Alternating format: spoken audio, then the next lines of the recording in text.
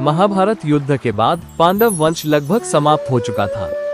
अर्जुन के वीर पुत्र अभिमन्यु युद्ध में वीरगति को प्राप्त हो चुके थे और उनकी पत्नी उत्तरा गर्भवती थी।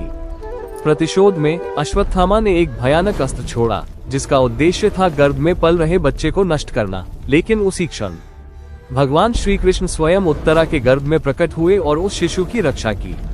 शिशु जीवित जन्मा क्योंकि वो गर्भ में श्री कृष्ण को देख चुका था और जन्म के बाद हर जगह उसी दिव्य रूप को खोजता रहता था। उसका नाम रखा गया परीक्षित।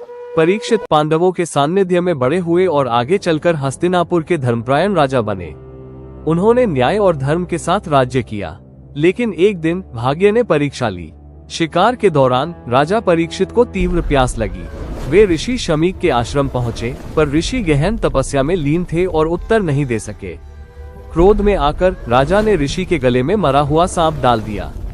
ऋषि के पुत्र श्रृंगी ने इसे अपमान समझा और क्रोध में राजा को शाप दिया, 7वें दिन तक्षक नाग के दंश से तुम्हारी मृत्यु होगी। राजा परीक्षित भयभीत नहीं हुए। उन्होंने अपनी भूल स्वीकार की, राज्य त्याग दिया और गंगा तट पर बैठकर मृत्यु की तैयारी करने लगे।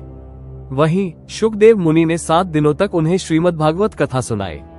परीक्षित ने न भोजन किया, न जल पिया, न निद्रा ली, केवल श्री कृष्ण का स्मरण किया। 7वें दिन तक्षक आया। राजा परीक्षित ने शांत भाव से देह त्याग दी और मोक्ष को प्राप्त हुए। ये कथा सिखाती है, एक क्षण की भूल भी भक्ति से मुक्ति का द्वार बन सकती है।